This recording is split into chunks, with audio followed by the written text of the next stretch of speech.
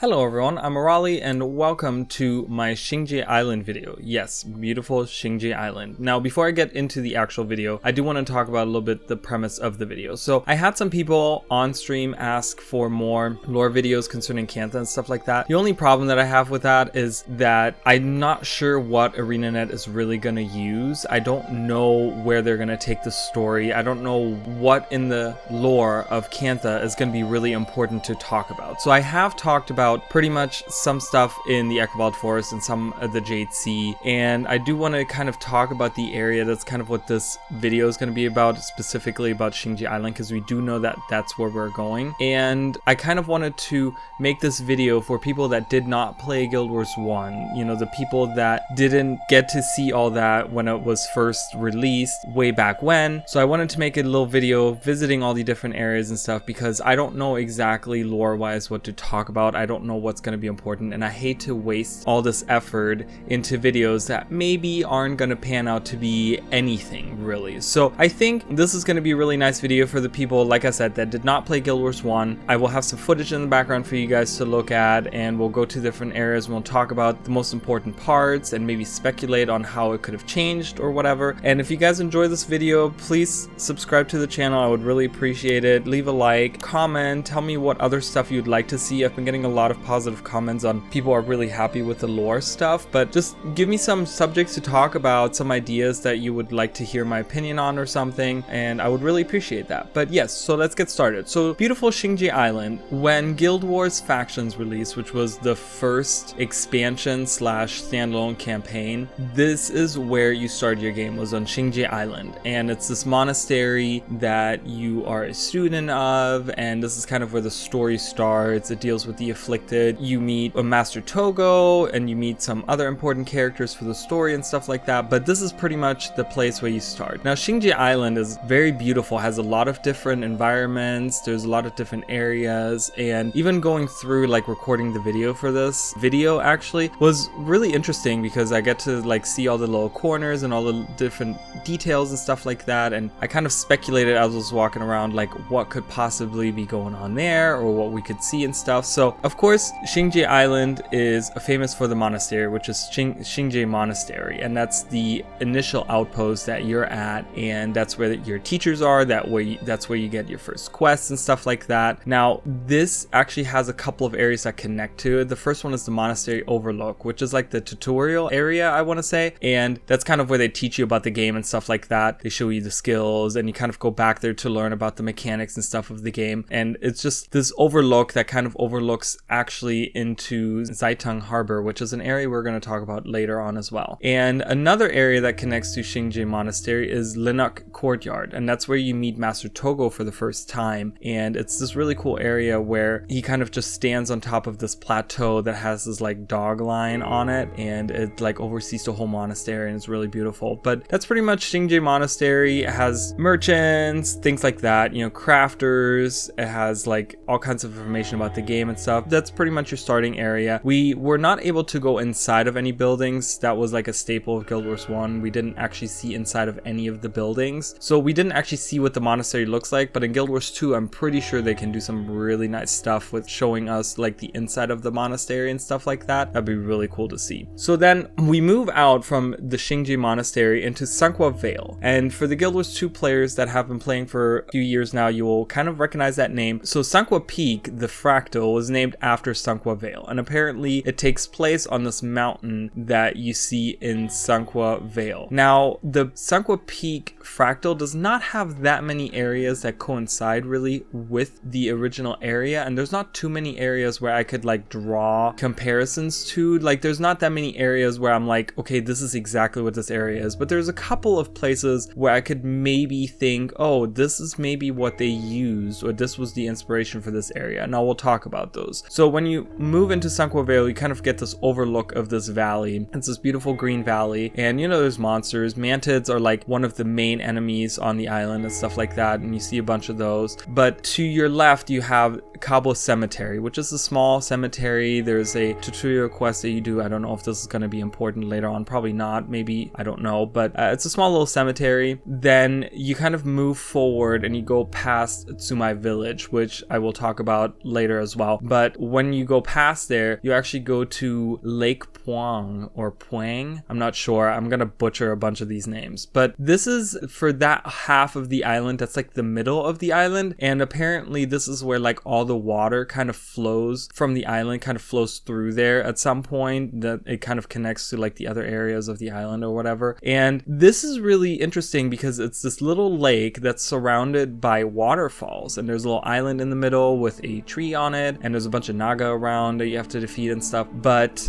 what's interesting is that the Sunqua Peak fractal actually has an area that a little bit resembles this, which is the water area, which has the little island on the middle with water surrounding it and waterfalls surrounding that as well. So it kind of is reminiscent of that. I don't know if that's what they're doing a callback to or not sure. Then you kind of move up this mountain, right? And there is the Shrine of Mott, and this is a really interesting area. I hope that in End of Dragons they use this area to kind of do something with it. The Shrine of Mott was interesting because you only go there for like one quest. This is a tutorial quest, and it talks about how the priest there gets possessed by a spirit, and you actually have to go and cleanse the spirit from him. And once you do that, there's all kinds of peasants and farmers and all these people that come, and they tell you like, oh, thank you so much for doing this, we can come back here and pray. Now the interesting thing is that we don't know what Mott is or who Mott is. We just know it's a shrine of Mott, and it seems to be like a thing in Asian culture where they have all these like little deities or spirits or whatever, and they protect like, you know, this mountain. So I'm guessing Mott might be like the spirit of the mountain or something that live there, or maybe it's a person that used to live there or something like that. But the people there pray to it or pray at the shrine or whatever, and it's just really interesting because I really hope that ArenaNet kind of does something with that, because I feel like there could be like some lore implications or something for that. But that's like on the tip of that mountain. Then on the side of the mountain, if you kind of go past it, there's the Yundan Circle, which is where some of the monastery students are training and stuff. It doesn't seem to be like a super important area. It's just a small little circle that kind of has some flags around it, and the monastery students there kind of practice their skills and stuff like that. And then you move a little bit further ahead and you come to the entrance of Minister Cho's estate, and that's going to be actually a major area later on that I will talk about in this video as well. But to the side of that, there is the Shengzhou Temple, which is this cavern that has all these shrines in it. Now there isn't any like people there or anything. It's inhabited by mantids that you can fight, and there's like a mantid boss and stuff, and it's a fairly large cavern. And I don't know if this is like the lava area, that the fire area that they have for the Sunqua Peak fractal. Like I'm not sure if that is maybe the callback there, because there really isn't a lot of areas that could maybe be that. But yeah, so it's this cavern with these little shrines. It's a temple apparently. We don't know what it's used for. So that's kind of Sunqua Vale. That's kind of wraps up. There's a little beaches here and there and shrines everywhere, but none of those are like really named, and you'll see that a lot throughout. Probably even in the video you'll kind of see that we like walk by these shrines that don't have a name or that are not like important or whatever, but they're just like there for aesthetic, you know, for kind of building the atmosphere kind of thing. So one area that I talked about is Tsumei Village. So going back to Tsumei Village, it's a small little outpost, and in Guild Wars 1, outposts and cities and stuff like that worked a little bit different because it's an instance game where you can go into different instances, and if you go into like villages and cities and stuff like that, you will actually see the other players, whereas if I'm going out into the field, I'm in my own instance and only my party can see me, and there's only the enemies and me in there kind of thing. So that is where you could meet up with other players in Tsumei Village. It's a small little village, has a merchant, has some quests that you can do that deals with the Crimson Skull, which are these pirates that I'll talk about a little bit more in a bit as well. But yeah, it's a small little village that you can kind of pass through, pick up some quests, and go to another area, which is going to be the Panjiang Peninsula, and I'm probably butchering that name, I'm sorry. And it's really interesting because, again, this is kind of a thing that I've kind of talked about, I feel like is in Asian culture very heavily done. So right as you exit into the peninsula, there is a town called, or a village called Kaitian Village. But it's really strange because it's really close to Tsumei Village. There's only a small little pass that you go through,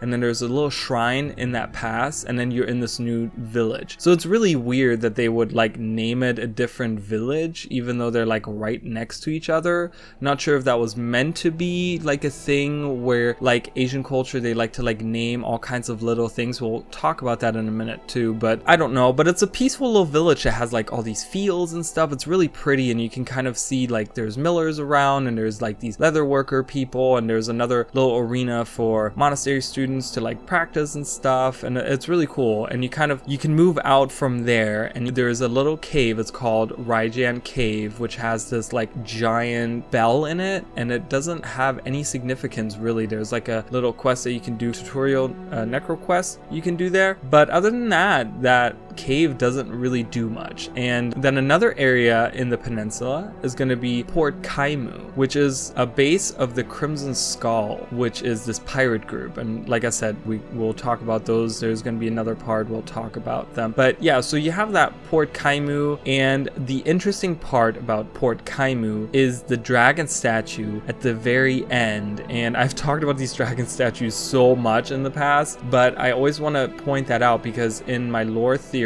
video, I talked about how I think that maybe those dragon statues actually resemble the deep sea dragon. And it seems to be the case because based on the pictures that we have seen and what the statues look like, it does look like the deep sea dragon. So I might be right on that theory, but I really love those statues, and I really wish that they will use those statues in some capacity, in some form, give us some lore behind them or a reason why they were there, or maybe even just have them in Guild Wars 2 where we can see them. It would be really cool. And then there's a small area called, I think it's Shi Falls, Kui Falls. I don't think it's Kui Falls, but it's Shi Falls, I think. I'm not sure. But it's a small little area where you do like a quest that deals with one of the spirits that you kind of, in the main quest, you even talk to the guy and stuff. But it's just this waterfall that has like a house, a couple houses next to it and stuff, and it's really pretty. It has these like cherry blossom trees and stuff. No real significance in the story, I want to say, but it's a cute little area. So that's pretty much the Panjiang Peninsula. There's a lot of beaches again. There's a lot of like outlying like areas that you can look at and stuff, and you go around and you find like kappas for the first time pretty much there. That is a type of enemy, and lots of greenery, lots of stuff like that, and a couple beaches, and like I said, you look out to the ocean and stuff like that. And then you move into the Kinya Province, which has one very important area, which is the Eri, and that was the original like home of the Tengu, that as far as we know anyways. And that is where you meet the Tengu there, and you kind of talk to the Tengu there, and you kind of interact with them there, and that's like their home. It's a small little village, and some people will know that I made a video recently about the Dominion of Winds, and I'm not sure if I mentioned it, but the Dominion of Winds is actually now called the Eri because the original Eri doesn't exist anymore, of course, because the Tengu are not in Kantha anymore. As far as we know anyways, they have left the place. So that is maybe gonna be a ruin or something. Maybe we're gonna explore that at some point. I'm not sure, but I feel like that would have some kind of significance. I feel like for Tengu, maybe we'll find some like Tengu person out there or something like that. I'm not sure. But then you also have the Crimson Skull Camp, just this camp outlying this village, and it's an unnamed village actually that has these like fields there. And it's, like I said, interesting because again, they seem to name all these different parts, all these different areas that you have on Shing Jea Island, but they don't name that town. It's really strange. So this cute little town right next to it has a Crimson Skull Camp. Then you kind of go further, and this is the back part of the mountain that leads into Sunqua Vale, and that actually has an area called Tomat Pass, which again,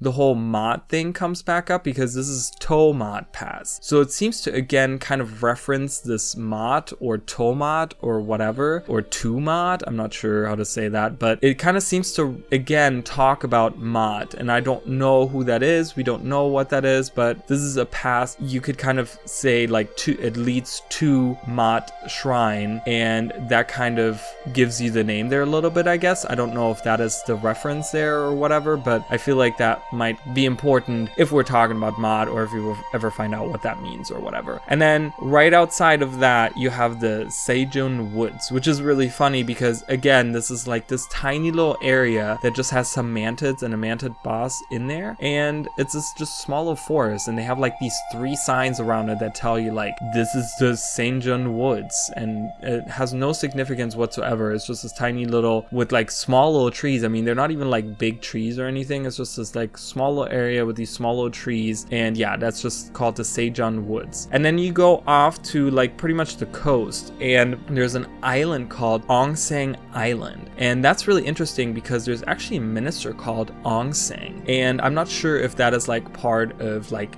the minister's family's estate or something, or if he like owns that island, or like what's going on with it, because again, it's just this area that you can walk through. It's inhabited by Kappa. There's no outposts, there's no people there, there's nothing out there. The only thing you will find on the like northern side of it is there's like a shipwreck at the very bottom there, and there's nothing you can interact with, there's nothing you can really do. I don't know if any quests lead there, I don't think so, but it's just called the Ongsang Island. Not sure if that has anything to do with the minister or what, but I just thought it was very interesting. So that's pretty much the Kinya Province. There's a lot of areas that they don't really name. There's these areas on the beach that has like a bunch of naga and stuff, and it's really beautiful actually out there, but you don't really do anything there. There's a couple quests you can do, but nothing important. It's really beautiful though. I really hope that we get to see those beaches come back, because I really enjoyed those beaches, and I feel like we haven't really gotten like that beach feel. Like Kryta in Guild Wars 1 was very beachy, and there was a lot of like beach going on, and we didn't get that in current day Kryta. We don't really get those beaches. You know, the beaches that we have are like Saoshang Cove, and there's a little in Blood Tide Coves. I really want to see those like Canthan beaches come back with those cliffs and those giant like boulders and stuff. That would be really cool. Then you move into an area called Musu Gardens, which again is a small little outpost that you go to after one of the missions, which I'll talk about in a minute as well. But Musu Gardens is a small little area that is really beautiful, and you kind of have crafters there. It's a small little garden, it has this little pond underneath this bridge, and there's these like really beautiful trees around and stuff. But once again, nothing significant there, nothing crazy there. And then you move into Minister Cho's estate, which is actually one of the missions, and I kind of have talked about Minister Cho's estate. Now that is where you kind of first encounter the affliction and stuff like that. Now what's important I think for the area there is, first of all, it's massive. This estate is huge. It's like this whole map, right? And that's all of the minister's estate. We don't know what happens. We know that Minister Cho is afflicted. We find that out really early on in the story of Factions, and we don't really know what happens with his estate afterwards. He has a menagerie, and the animals in the menagerie kind of get out, and they all get afflicted as well, and you kind of have to fight them and stuff. And the whole estate is just like in chaos when you go there. And then later on you have a couple of quests that you do there as well, but there's no real like consensus, I feel like, on what happens to that area. And I'm sure after 250 years, I don't think they're gonna remember this one random minister at some point. So this might become like a completely different area, I'm not sure. But I feel like what might come into play there is the 4 wings. There's the book wing, the Da wing, the deck wing, and the foe wing. And those are like these 4 little fortified areas in the estate. And that might come into play maybe with like some kind of heart quest or something, or maybe we'll see those ruins because they're like made out of like solid stone, and maybe they're now in ruins and we'll see those maybe at some point. They could be like points of interest or something. So you might see those. And then when you go onto the far side, there's a lot of like beaches and a lot of like areas you kind of go through. You can cross this river that flows through there, and at the very far side you actually go to Temku Caverns. That cavern is actually very interesting because inside of the cavern you'll find a hole in the wall, and the hole actually leads to the Sengzhou Temple in Sunqua Vale. And in Guild Wars 1 you don't have the jumping ability, and you're kind of like tied to the ground. You can't do anything, you can't climb over anything or whatever, so we could never like just pass through it. But it's just really interesting because in Guild Wars 2 of course we have mounds and we can jump and all kinds of stuff, so you can easily like pass through these areas, I feel like. So if that comes back, that cavern, we might be able to just actually pass through that hole now. So but it's kind of interesting because I remember being younger and kind of looking in that cavern being like, oh wait, that looks kind of familiar, and then like looking on the map being like, oh my god, that connects to like the first area that you kind of start the game came at. So it's kind of really interesting. And that's pretty much the first part of the island of Shing Jea. It's kind of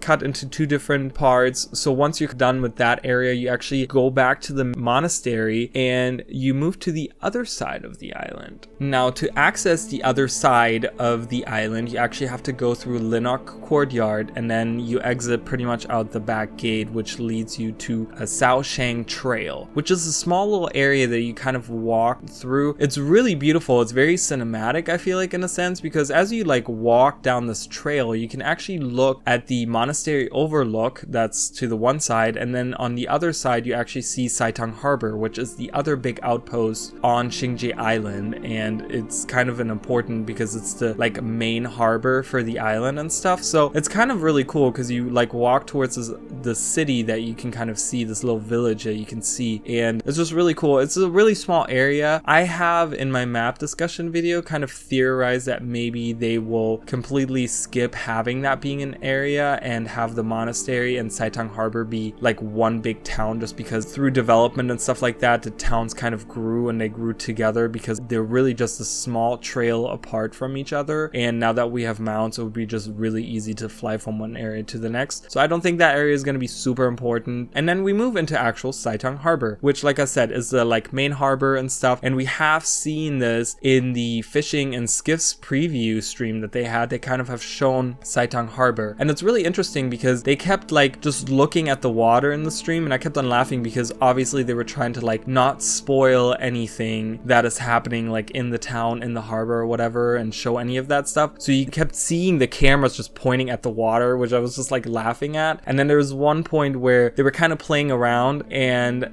they were passing this mastery point that is out on this island, and it's really interesting because this little island did not exist in Guild Wars 1. So I'm like, oh my gosh, what's going on there, you know? And I had to like pause the video and like go back and look at it, and it just said that it's the Blossom of Seitung Harbor, I think it says, which is just this mastery point that you can get. I thought there was like maybe going to be a lore bomb or something, but there wasn't anything like that. So it's just interesting. Kind of looks almost the same. I mean, of course, it's kind of been expanded and it looks nothing the same, but it doesn't look like it's super high tech or anything like that. You know, there's not like submarines or anything like that, but it just kind of looks like a harbor, you know? So, and that's kind of what the purpose was originally. It's just this harbor that has some merchants and some trading stuff going on and some armor smithing and that kind of stuff. And there's a small little shrine to Zunra, and we'll talk about Zunra in a little bit as well, where you can do some quests and stuff like that. And then you move out from Seitung Harbor into Jaya Bluffs, which is this like mountainous area. This is the snow-covered peaks pretty much of Shing Jea Island that you get to see, and it's one of my favorite areas in the game, and there's a couple reasons for that. But you move out and you see there's already like a bunch of Yeti there, which is really funny for Guild Wars 2 players that have played in the Norn starting area. There's actually a quest to find a Yeti, but you end up not finding it. You follow the jackalope and stuff like that, and it ends up not being a Yeti. But it's really funny because there's actually Yeti in the Guild Wars lore, which live on Shing Jea Island. There's other areas in Cantha that they live, but the first time you see them is there in Cantha. So maybe we'll see some Yeti, not sure. But there's a small little lake. It's called Mickey Lake. That's where the Tengu and the Yeti are fighting. They're enemies, so they're kind of fighting, and you can kind of jump in there and defeat them or whatever. There's quests and stuff like that. Then you kind of move across the lake to another small monastery, and it's called Haiju Hall. I'm not sure how to say that. And that is where in the story you go there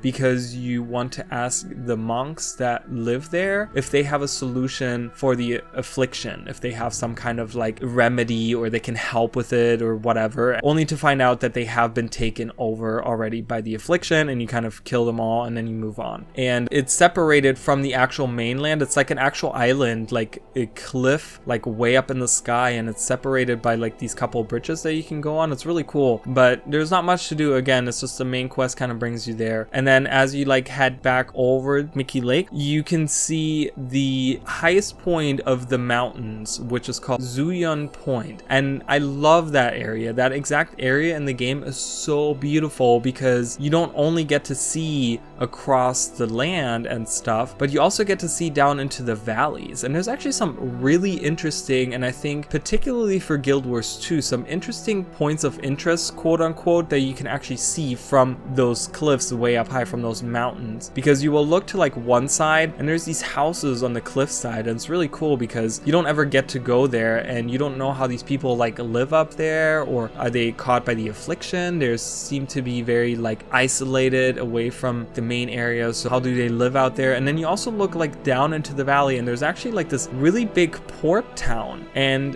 that is not mentioned anywhere. You don't know what this port town is, and I really hope in Guild Wars 2 we kind of get to go there, and I'm actually hoping that maybe that's the first area we kind of land at if we come from the northern part of the world. That would be the first destination we have, is that port town right there. We don't know what it is. It has, again, a statue of like a dog line in there, and I don't know what it's for, but it's really cool because you kind of get to see it and you kind of think about like the people that live there and stuff like that. And what's also very interesting is from that town leading into the mountain is this like trail, and there's this like giant gate that leads into the mountain, which is crazy because that would mean that there is something inside of these mountains that we don't know what it is. We get to see some of the caverns and stuff, but we don't get to see into those like deep caves inside the mountains of Shing Jea Island. And it would be really interesting to have something in the lore that kind of deals with something in the mountain, or maybe even just have like a hero challenge down there or something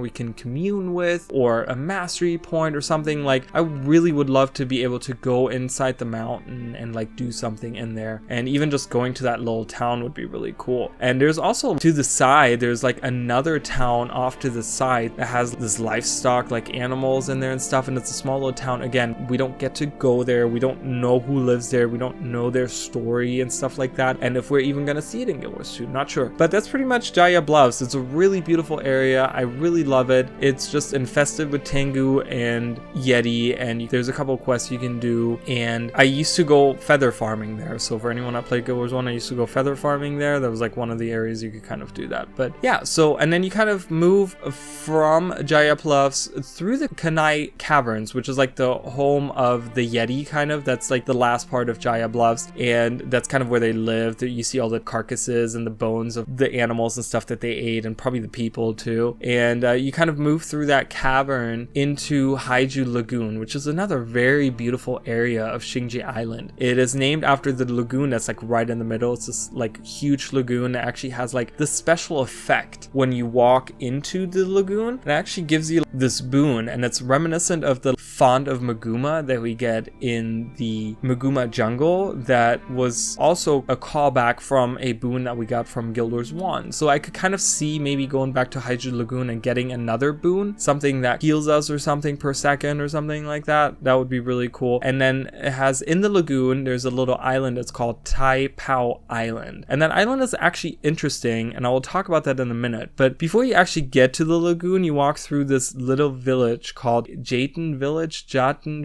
I'm not sure how to say that. I'm not good with names and words, guys. But you go through that village, and it's a small little village on the side. But apparently, based on the wiki, the little town off to the side there is also included in that village. It's off to the side a little bit, but apparently that is one town, and we'll talk about that in a minute as well. But then you kind of move to the beachy area on the outside of the Haiju Lagoon, and you come across pretty much a Naga town. It used to be a human town, but then the Naga kind of moved in, and it's called Dao Chu Village. It's really interesting because you can actually see some Naga architecture in there. Naga have like their own like little houses that they build and stuff, and you can actually see a few of their houses there. There's a little beach area, beachhead that you can see there. They spawn like Naga, like they jump out of the water and attack you and stuff like that. And then you move further down the beach and you go to Hanxing Pier, which is again another outpost for the Crimson Skull. And there's actually a character that you meet that you kind of meet throughout all the adventures. It's like a reoccurring character that you kind of see there, but it's the Crimson Skull outpost pretty much. There's a ton of them. You have to like fight your way through and stuff like that. And then as you come circles around, and as you come to the very end, you actually end at Uroso Island, which is, it's this big stone pillar that comes out of the water, and you can kind of walk onto the shore like around it and stuff like that. And there's a quest where a miller actually sends you to find these belongings that he has out there or something like like that, and you have to bring him back to him. It's a small little side quest you can do. Nothing otherwise important there. And yeah, so talking about the village, Jaitan Village, it's really interesting because we talk about Taipo Island, which is this little island in the middle of the lagoon. And when you go to Jaitan Village, there's this elder that tells these kids this horror story about this monster. It's supposed to be like this little tale for kids who do bad things, that this monster is gonna come and get them and stuff like that. But he tells you that it's actually true. It's this monster that inhabits the little island in the lagoon. It's called like the Beast of the Lagoon or something like that. And you actually get a quest to go kill that monster. And it's really interesting because I feel like that could be something they could call back to, where they could have like the spirit inhabits this island, and they could have like a little dynamic event where maybe that beast comes back and you have to defeat it or something. You know, it doesn't have to be like a group event or anything like that, but having that maybe come back would be a really cool callback. And then you kind of go back up the mountain, kind of the hillside, you go back up and you have Linkai Township, which is this really cute little like farming town. There's like a miller out there that's the guy that gives you that quest to go find the belongings and stuff. And I think that specifically Linkai Township is actually like, when you look at the loading screen for Shing Jea Island, I always imagined Linkai Township as what they used the loading screen, that concept art, as the inspiration to make that little town, because it looks just like it and it's really cool. And you know, I always think about like the people that used to live there before the affliction and stuff like that. You don't see anything. There's some livestock, some chickens and some yaks or whatever they are that are out there and stuff like that. And then right next to Jaitan Village you have the Waju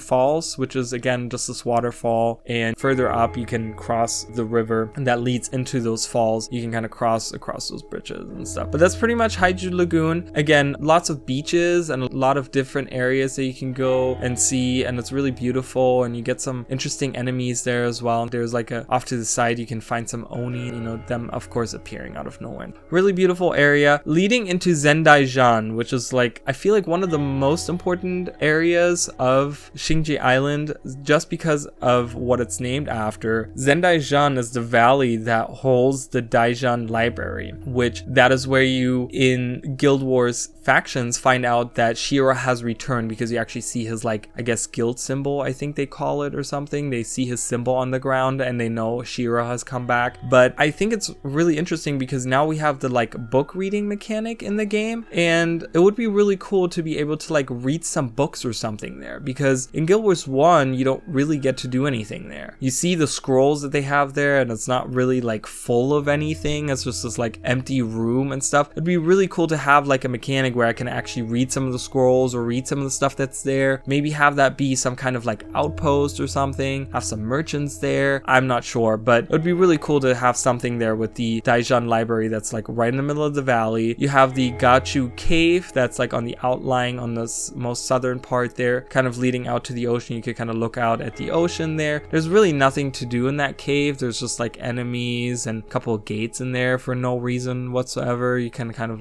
go through there. Then you have the Kanju Overlook, which is weirdly interesting, I guess, in a way. It's this little side area that you can go to, and it's this overlook that you can kind of see Seitung Harbor, and that's pretty much all you can do there. And then right next to the overlook is actually this little shrine that has one of those dog lines on it, and the little dog line, you can't do anything. It's just this little shrine area. Again, it's really pretty, but nothing to do there. And then there's this hidden small little farming village like in the far corner, and again, it's just some livestock, no people, just some afflicted. I guess everyone that's been there was afflicted or whatever, but again, nothing important there. But it'd just be really cool to maybe have that be some kind of outpost or something that you can see in Guild Wars 2. Maybe have some small quests there or something, or maybe even have like, you know, we have fishing and stuff, maybe have that be like a fishing spot around there or something. That would be really cool. And then you kind of throughout the whole map you kind of see a lot of these shrines, and we have talked about these shrines before, which are actually the shrines of Zunra. I mean, we haven't really talked about them, but we've talked about Zunra, which is this Kirin, which is this creature. We have kind of seen it with the Catalyst Elite Specialization, but yeah, it's this like horse-like creature, which is from like Asian lore or whatever. And Zunra specifically is the guardian of